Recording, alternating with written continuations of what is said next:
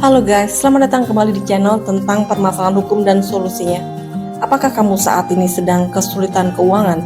Ataukah salah satu dari kamu adalah penyedia dana untuk menyalurkan uang? Entah itu perbankan atau yang lainnya. Di video ini saya akan berbagi kisah mengenai Bank Kubis menghadapi nasabah yang mempunyai sifat karakter toksik bernama Sledri. Agar durasi tidak terlalu lama, kita akan langsung ke permasalahan hukumnya ya.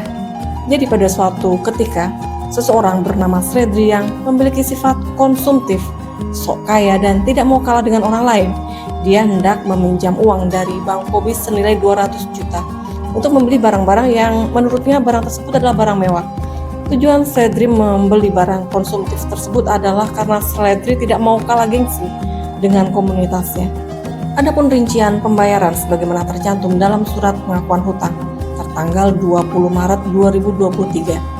Kurang lebihnya Sledri membayar pokok pinjaman berikut bunga harus dibayar setiap bulan sebesar kurang lebihnya 6 juta selama 48 bulan. Bahwa untuk menjamin pinjamannya Sledri telah menyerahkan agunan berupa sertifikat hak milik nomor 1 atas nama Sledri dan diserahkan kepada Bank Kubis. Lalu singkat cerita, seiring waktu berjalan, Sledri masih menjalankan bisnis usahanya dengan baik. Pada tahun 2023 kan, tetapi karena sifatnya yang sangat konsumtif, di mana dia lebih besar pengeluaran daripada pendapatan, sampai pada akhir tahun 2024, Sledri mulai tidak bisa membayar kewajibannya selama periode September sampai November 2024. Bahwa sesuai dengan surat pengakuan hutang seharusnya Sledri membayar angsuran setiap bulan tetapi tidak melakukan kewajibannya untuk membayar angsuran, sehingga Bank Kubis dirugikan dengan total sebesar kurang lebihnya 184 juta rupiah. Bahwa atas kredit macet tersebut membuat Bank Kubis melakukan penagihan kepada Sledri secara rutin maupun dengan memberikan surat penagihan atau surat peringatan kepada Sledri. Akan tetapi Sledri tetap mengabaikan peringatan dan tidak menyelesaikan kewajiban utangnya yang menunggak. Oke, kira-kira kurang lebihnya seperti itu ya permasalahan hukum yang mungkin bisa saja saat ini sedang terjadi dalam kehidupan kalian. Adakah di antara kalian yang saat ini sedang berada di posisi sebagai Bank Kubis? Atau mungkin salah satu dari kalian adalah Sledri yang mempunyai sifat konsumtif karena lebih banyak pengeluaran daripada pendapatan.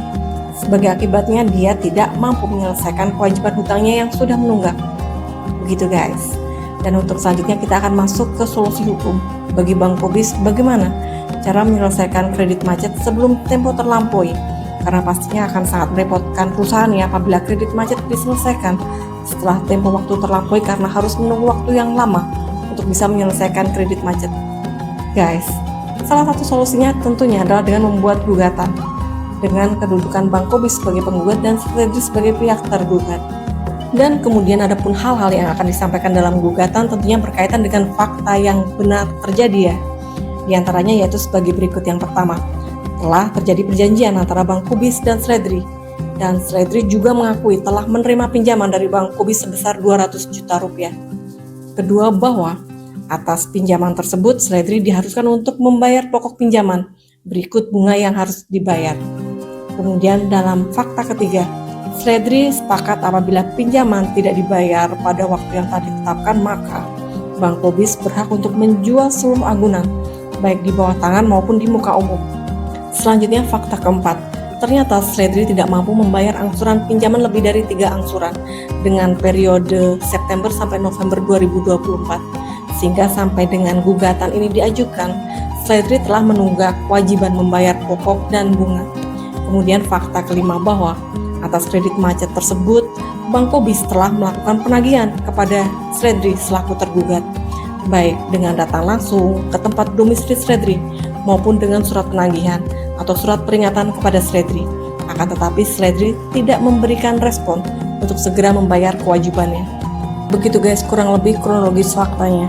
Selanjutnya adalah bagian pokok permintaan pada gugatan dari Bank Kubis dengan tujuan diharapkan untuk dikabulkan. Isinya yaitu sebagai berikut. Yang pertama, menerima dan mengabulkan gugatan penggugat seluruhnya. Yang kedua, menyatakan demi hukum perbuatan tergugat adalah wan prestasi. Yang ketiga, menyatakan bahwa surat pengakuan hutang adalah sah dan berkekuatan hukum. Yang keempat, menghukum tergugat untuk membayar lunas seluruh sisa pinjaman kreditnya kepada penggugat.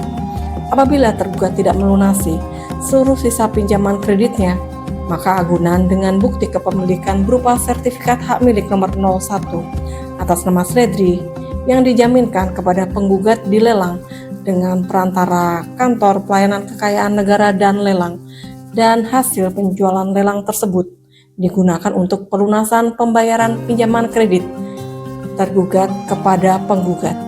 Kemudian pokok permohonan selanjutnya yaitu menyatakan sah dan berharga sita jaminan terhadap objek berupa sertifikat hak milik nomor 01 atas nama Sledri.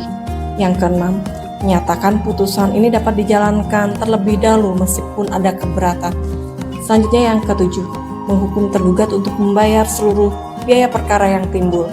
Nah itu ya guys, kurang lebihnya hal-hal yang biasanya ada dalam surat gugatan. Selanjutnya adalah alat bukti. Tujuannya untuk membuktikan kebenaran dari kronologis yang telah disampaikan dalam gugatan. Untuk fotokopi dari asli alat bukti dalam contoh kasus di video ini adalah sebagai berikut.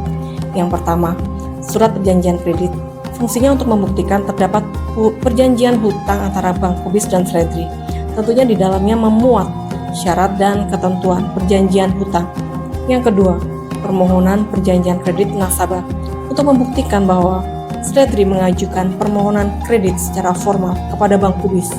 Yang ketiga, sertifikat hak milik atas nama Sledri untuk membuktikan bahwa untuk menjamin pelunasan pinjaman, Sledri telah menyerahkan agunan. Alat bukti keempat adalah surat pernyataan penyerahan agunan untuk membuktikan bahwa benar Sledri sebagai pemilik jaminan telah menyerahkan agunan untuk pelunasan pinjaman atau kredit kepada Bank Kubis.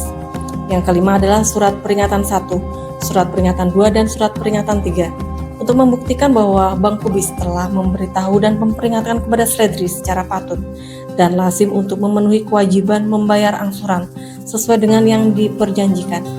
Nah begitu ya guys, kurang lebihnya solusi mengatasi kredit macet dalam suatu perusahaan apabila salah satu dari kalian adalah pemilik perusahaan dalam bidang perbankan. Semoga solusi kredit macet ini bisa memberikan jalan keluar untuk perusahaanmu dan selalu sukses dan semakin berjaya. See ya.